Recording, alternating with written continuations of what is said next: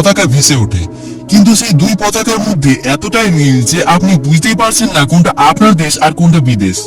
So ভবিষ্যতে যাতে এরকম কোনো সমস্যা না হয়, তাই আজ আপনাদের সামনে ভারত বাংলাদেশ সহ 15টি এমন দেশের কথা বলবো যাদের জাতীয় পতাকার মধ্যে 19-20-এর তফাৎ রয়েছে। আর শুধু তাই নয়, সাথে আপনাকে এটাও বলবো যে কোন পতাকাটি আগে তৈরি হয়েছিল আর কোনটি পরে, যাতে আপনি এটা বুঝতে পারেন কোনটাকে বেশি প্রাধান্য দেওয়া উচিত। আপনার কাজ শুধু সেগুলো থেকে পার্থক্য বের করা। তো চলুন এবার তুলনা করতে শুরু করি। তো প্রথমে আমরা নিউজিল্যান্ড ও অস্ট্রেলিয়ার কথা বলবো। দেখুন দুই পতাকাকে, অনেক মিল লাগছে তাই না? দুটোতেই নীল ব্যাকগ্রাউন্ড ও ব্রিটিশ পতাকার প্রতীক আছে। এখন এগুলোর মধ্যে পার্থক্য হলো অস্ট্রেলিয়ার পতাকায় মোট 6টি তারা রয়েছে, যার মধ্যে 5টি তারাতে 7টি করে কোণ রয়েছে আর একটি তারাতে 5টি কোণ রয়েছে। অপরদিকে নিউজিল্যান্ডের পতাকায় মোট 4টি তারা রয়েছে। যেখানে অস্ট্রেলিয়ার তারাগুলি সাদা রঙের, সেখানে নিউজিল্যান্ডের তারাগুলি লাল রঙের। এরপর যদি আমরা সময় হিসাব করি, তো নিউজিল্যান্ডের পতাকা গৃহীত হয় 1902 সালে আর অস্ট্রেলিয়ার পতাকা গৃহীত হয় 1954 সালে। তাই এখানে নিউজিল্যান্ড বেশি প্রাধান্য পাবে। এরপর হচ্ছে রোমানিয়া ও চাদ। এদের মধ্যে আমি বেশি কিছু পার্থক্য করতে চাই না, আপনারা স্ক্রিনে দেখে বুঝতেই পারছেন দুই দেশের পতাকা প্রায় অভিন্ন, নীল, হলুদ ও লাল।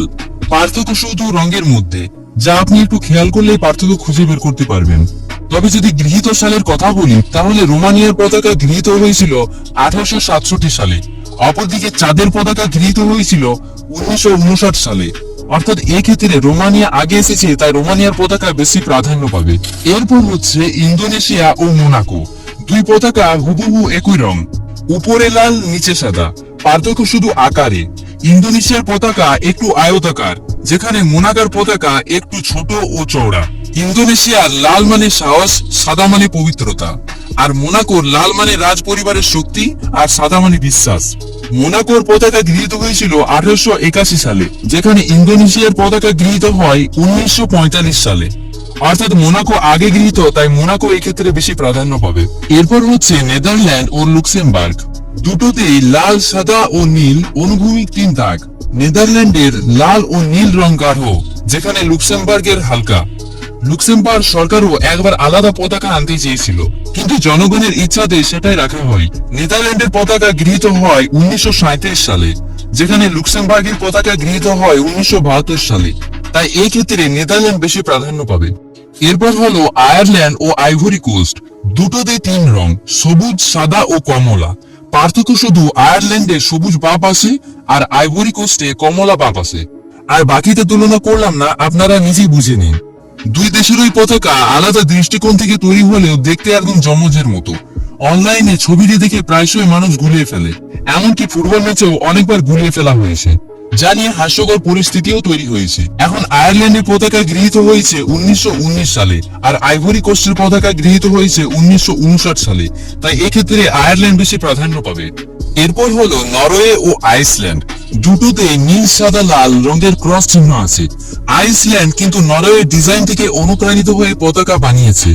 আইসল্যান্ডের পতাকায় নীল মানে আটলান্টিক মহাসাগর, সাদা মানে বরফ আর লাল মানে আগ্নেয়গিরি। অপরদিকে নরওয়ের পতাকায় লাল মানে স্বাধীনতা, নীল মানে ঐক্য আর সাদা মানে শান্তি।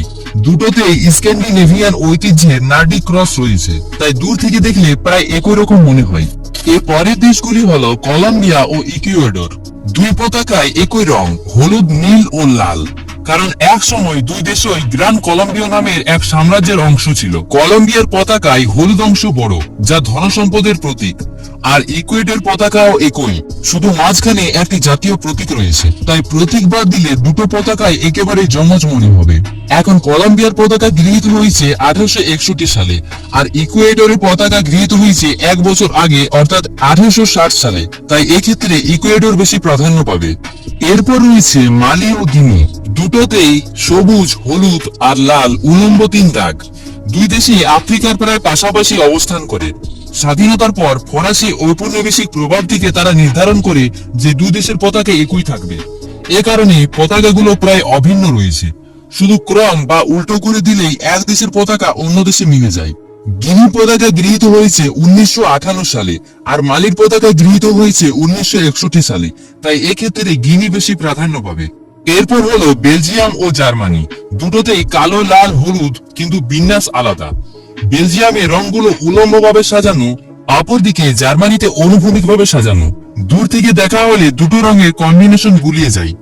এখন জার্মানির পতাকা গৃহীত হয়েছিল 1919 সালে, আর বেলজিয়ামের পতাকা গৃহীত হয়েছিল 1831 সালে। তাই এই ক্ষেত্রে বেলজিয়াম বেশি প্রাধান্য পাবে। এরপর হলো ভারত ও নাইজার। এই দুই পতাকার মধ্যে এতটাই মিল আছে যে স্টোরি হোক বা স্ট্যাটাস, অনলাইনে দেখবেন যারা একটু কম বুঝে তারা ভারতের পতাকা ভেবে এই নাইজারের পতাকায় লাগিয়ে দেয়, যেটা কিন্তু একটা ভাবার বিষয়। দুটোতেই কমলা, সাদা ও সবুজ রং ব্যবহার করা হয়েছে, তবে রঙের মধ্যে গাঢ়তা কম বেশি আছে।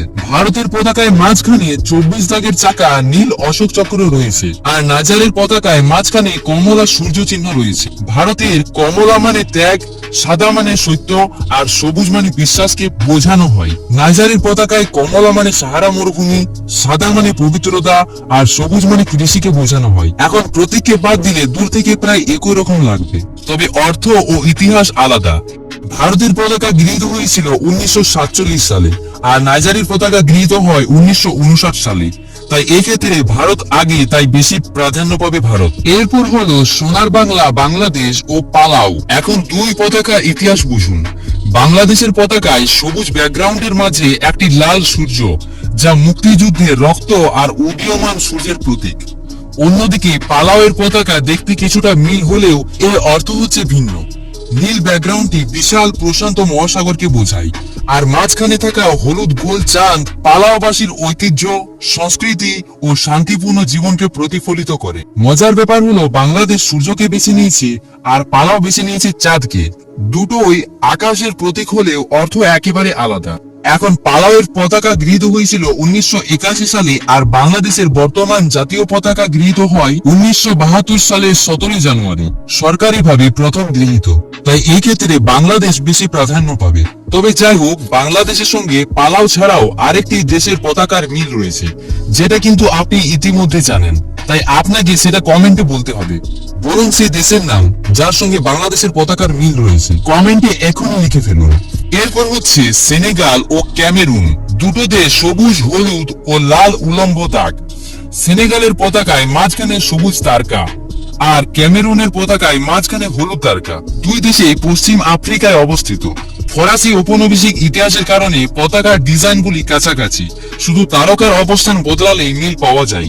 সেনেগালের পতাকা গৃহীত হয়েছিল 1960 সালে ও ক্যামেরুনের পতাকা গৃহীত হয়েছিল 1961 সালে। তাই এই ক্ষেত্রে সেনেগাল বেশি প্রাধান্য পাবে। এরপর হচ্ছে কাতার ও বাহরাইন। দুটোতেই সাদা আর লাল রঙের বিভাজন আছে। কাতারের পতাকায় লাল রংটা গাঢ় মেরুন আর দাঁতের মতো 9টি খাঁজ। অপরদিকে বাহরাইনের পতাকায় লাল হালকা আর 5টি খাঁজ। দুটো দেশে উপসাগরীয় অঞ্চলে কাছাকাছি অবস্থিত। এই দুই দেশের পতাকাগুলি দূর থেকে দেখলে বেশিরভাগ মানুষই গুলিয়ে ফেলে, কিন্তু খাঁজের সংখ্যা গুনলেই পার্থক্য বোঝা যাবে। বাহরাইনের পতাকা গৃহীত হয়েছে 1932 সালে, যেখানে কাতারের পতাকা গৃহীত হয়েছে 1931 সালে। তাই এক্ষেত্রে বাহরাইন বেশি প্রাধান্য পাচ্ছে। এরপর হলো সুইডেন ও ফিনল্যান্ড।